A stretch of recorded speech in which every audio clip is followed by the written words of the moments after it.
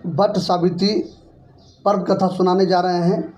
वट सावित्री पर्व मिथिलांचल, बिहार, झारखंड एवं नेपाल के तराई और नेपाल के काठमांडू, साथ में अलग अलग जो मिथिलांचल की जो बहुएं हैं वो मनाती है।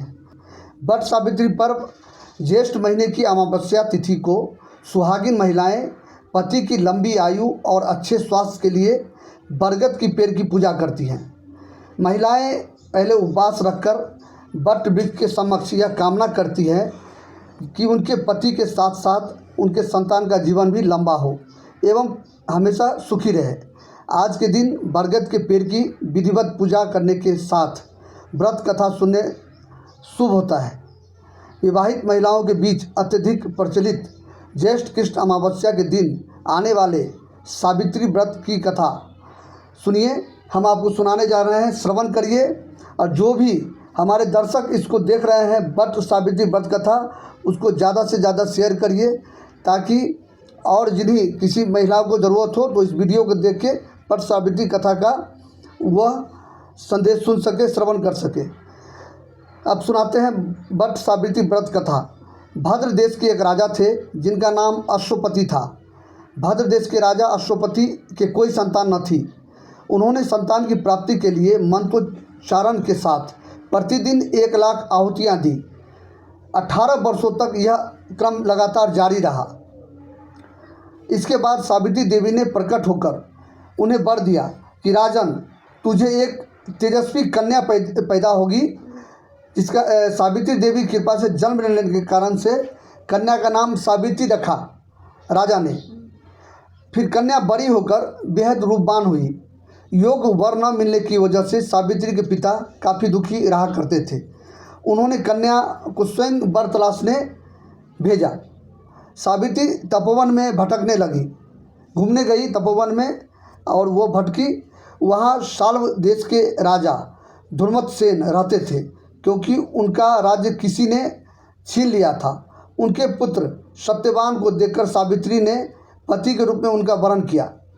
ऋषिराज नारद को जब यह बात पता चली तो वह राजा अश्वपति के पास पहुँचे और कहा कि हे राजन, यह क्या कर रहे हैं आप? सत्यवान गुणवान है, धर्मात्मा है और बलवान भी हैं, पर उसकी आयु बहुत छोटी है। वह अल्प आयु है। 1 वर्ष के बाद ही उसकी मृत्यु हो जाएगी। उसका मृत्यु निश्चित था, सत्यवान का मृत्यु होना था, इसलिए वो नारद जी बताए कि उसकी मृत्यु हो जाएगी। ऋषिराज नारद की बात सुनकर राजा अश्वपति घोर चिंता में डूब गए। सावित्री ने उनसे कारण पूछा तो राजा ने कहा, पुत्री, तुमने जिस राजकुमार को अपने वर के रूप में चुना है वह अल्पायु है। तुम्हें किसी और को अपना जीवन साथी बनाना चाहिए। इस पर सावित्री ने कहा कि पिताजी, आर्य कन्याएं अपने पति का एक बार ही वरण करती है। राजा एक बार ही आज्ञा देता है और पंडित एक बार ही प्रतिज्ञा करते हैं और कन्यादान भी एक बार ही किया जाता है। सावित्री हट करने लगी और बोली, मैं सत्यवान से ही विवाह करूंगी। राजा अश्वपति ने सावित्री का विवाह सत्यवान से करा दिया। सावित्री अपने ससुराल पहुंचते ही सास ससुर की सेवा करने लगी। समय बीतता गया। नारद मुनि ने सावित्री को पहले ही सत्यवान की मृत्यु के दिन के बारे में बता दिया था कि इस दिन उसकी मृत्यु हो जाएगी।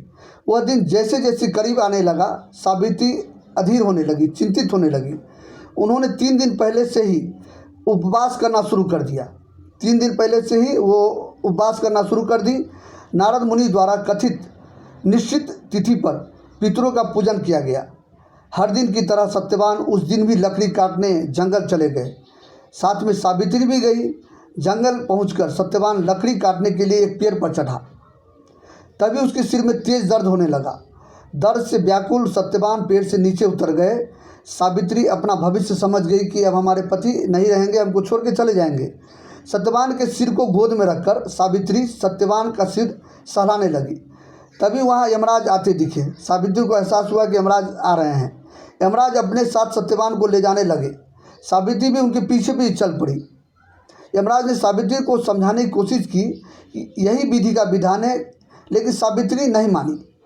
सावित्री की निष्ठा और पति परायणता को देखकर यमराज ने सावित्री से कहा कि हे देवी, तुम धन्य हो, तुम मुझसे कोई भी वरदान मांगो। सावित्री ने कहा, मेरे सास ससुर वनवासी और अंधे हैं उन्हें आप दिव्य ज्योति प्रदान करें। यमराज ने कहा ऐसा ही होगा, जाओ अब तुम लौट जाओ। जब वो जिद करने लगी तो यमराज उनसे कहे कि तुमको जो वरदान मांगना है वरदान मांगो और वरदान लेके तुम वापस चली जाओ। लेकिन सावित्री अपने पति सत्यवान के पीछे पीछे चलती रही। यमराज ने कहा देवी तुम वापस जाओ। सावित्री ने कहा भगवान मुझे अपने पति देव के पीछे पीछे चलने में कोई परेशानी नहीं है, पति के पीछे चलना मेरा कर्तव्य है। यह सुनकर उन्होंने फिर उसे एक और वर मांगने के लिए कहा। सावित्री बोली हमारे ससुर का राज्य छीन गया है, उसे पुनः वापस दिला दे। यमराज ने सावित्री को यह वरदान भी दे दिया और कहा अब तुम लौट जाओ। लेकिन सावित्री कहाँ मानने वाली थी, वो यमराज के पीछे पीछे अपने पति के जो प्राण ले जा रहे थे उसके पीछे पीछे चलती रही। यमराज ने सावित्री को तीसरा वरदान मांगने को कहा। इस पर सावित्री ने 100 संतानों और सौभाग्य का वरदान मांगा। यमराज ने इसका वरदान भी सावित्री को दे दिया।